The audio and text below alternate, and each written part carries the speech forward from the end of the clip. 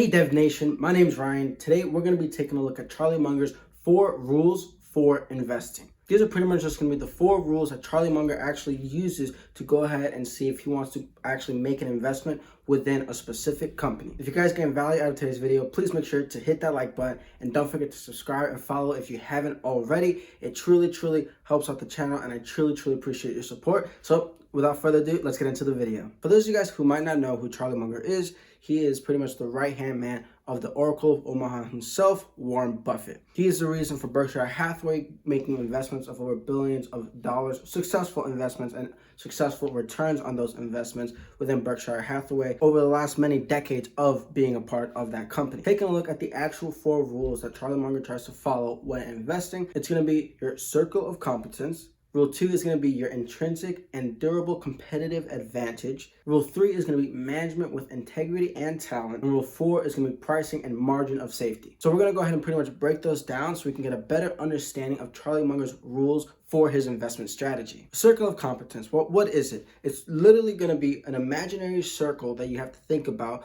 that represents your competence within the industry. So for example, let's imagine we have a lemonade stand industry. Let's say you're back to 10 years old and you realize, you know what, I've been raised here my entire life. I know all the other lemonade stands. I know there's a lemonade stand 3 blocks that way. I know there's a lemonade stand 5 blocks that way. And you know what? It's the summer, it's really hot. I know there's a great demand for it. You understand where the other competitors are and you know the actual area. You know how to set up an actual lemonade stand and manage and do all the operations. Therefore, you actually have a good and solid foundation and understanding of doing your lemonade stand industry. So you decide, you know what, because there's 1.5 that way and 3 blocks that way, I think this is enough distance to where there needs to be a lemonade stand here.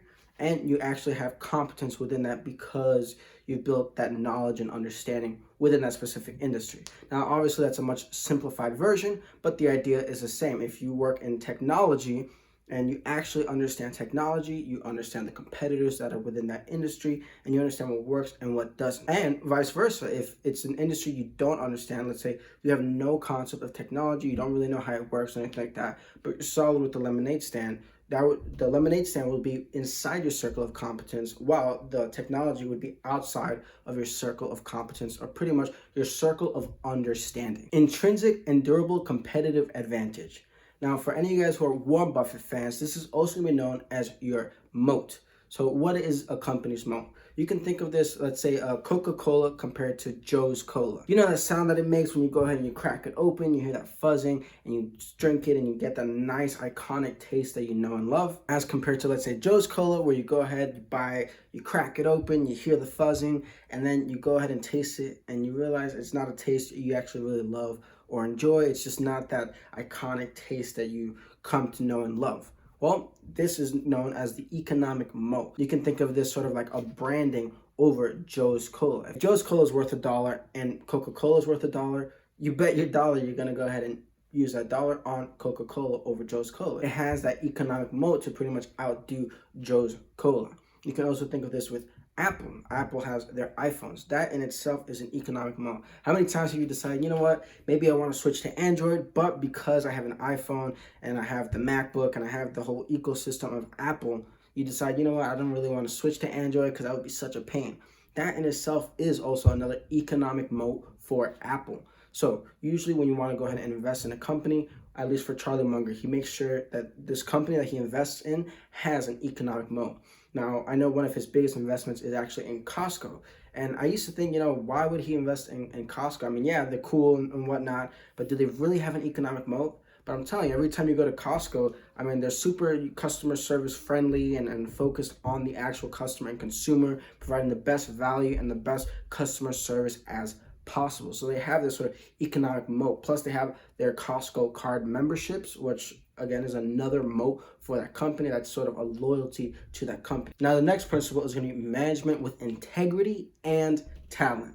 When you go ahead and you invest in a company, you're investing in the overall team as well. So if you have a CEO that's known to lie, to go ahead and be scandalous, again, you can pretty much bet that they're going to continue those habits and be scandalous with the new company that they're currently in. And with the scandalous behavior, it's going to make the company look really bad and lose out on business. I mean, nobody wants to do business with jerks, right? And you also want to make sure, even if they are a good, solid person, that they actually do have some talent behind them. For example, if they're bringing in a new CEO that you know can actually go ahead and increase revenue, increase marketing, increase all these different statistics and awareness to the company and would be a solid fit for that company, it would make sense. I mean, you can think of it as Mark Zuckerberg with Facebook. Mark Zuckerberg is the ideal person to be running Facebook. He's been running it. I mean, he founded it back when it started, and he knows and continues to evolve in the technology and marketing industry of, Facebook, and he understands both technology as well as consumer behavior. So he's an ideal CEO for that company. Another example we could think about would be Steve Jobs with Apple. I mean, you think of Apple and you automatically think of Steve Jobs and how he helped create the iconic iPhone and how that really changed the world. But I bet you this, are you able to name the CEO that was at Apple before Steve Jobs came back? Probably not. You also want to take a look at their management style. You also want to take a look at if they're a founder of the company. For example, with Steve Jobs, he definitely has some skin in the game because that was his baby. He wanted to continue to have Apple grow and push the boundaries of what we see as technology and phones and computers. And he really wanted to continue pushing that. And he really cared for Apple as his own because he was the one that founded it. You also want to take a look at who the board of directors are, as they are the ones who control the overall management for that company. One last thing to look at is, even if perhaps they're not a founder of the company, is this a person who actually has some sort of ownership within the company? They have a little skin in the game. So if they're a new CEO of that company, did they go ahead and invest a fair amount of their net worth into the company because they truly do actually believe in that company and want to see it grow? Now, the last rule to Charlie Munger's rules for investing is going to be pricing and margin of safety. Now, on the technical side, these are going to be your numbers such as ROE, ROIC, as well as the big four numbers. The big four numbers are going to be net earnings, book value, sales, and operating cash. But aside from that, you don't want to pay any price for any company. Now, let's say you're a really big fan of Apple or Tesla or perhaps Microsoft.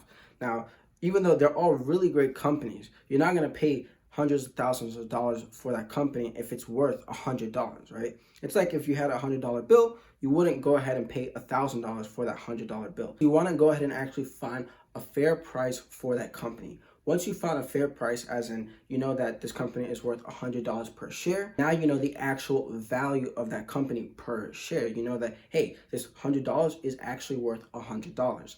Then from there, you want to go ahead and take a look at the margin of safety. So this is going to be, you can imagine it sort of like your cushion of protection for in case you make any sort of investing mistakes. This will actually protect you from when you actually go ahead and buy into the company.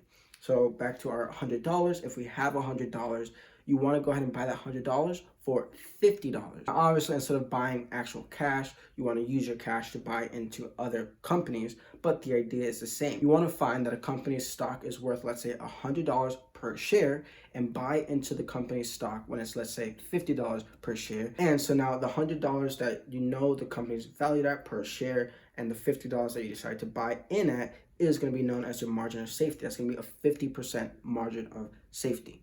Again, this is just an extra cushion of protection to protect you in case the company decides to tank completely. You know that, hey, because I bought it at $50, I know I'm still getting a great value for the company in the long haul. Now, when it comes to the margin of safety, you can always change it from 50% to 25%, or from 50% to 75%, whatever you find is best for your investment strategy. But I found that 50% is the sweet spot for your margin of safety to go ahead and set up and say, hey, if it's $100 of value, let me go ahead and put a margin of safety of 50%, which means I buy it in at $50. The 4 rules to Charlie Munger's investing are your circle of competence, intrinsic and durable competitive advantage, management with integrity and talent, lastly, pricing and margin of safety. If you guys enjoyed today's video, please make sure to hit that like button. Don't forget to like, follow, subscribe, all that good stuff. I truly, truly appreciate your guys' support. Remember, it's a great day to have a great day, so have a great day.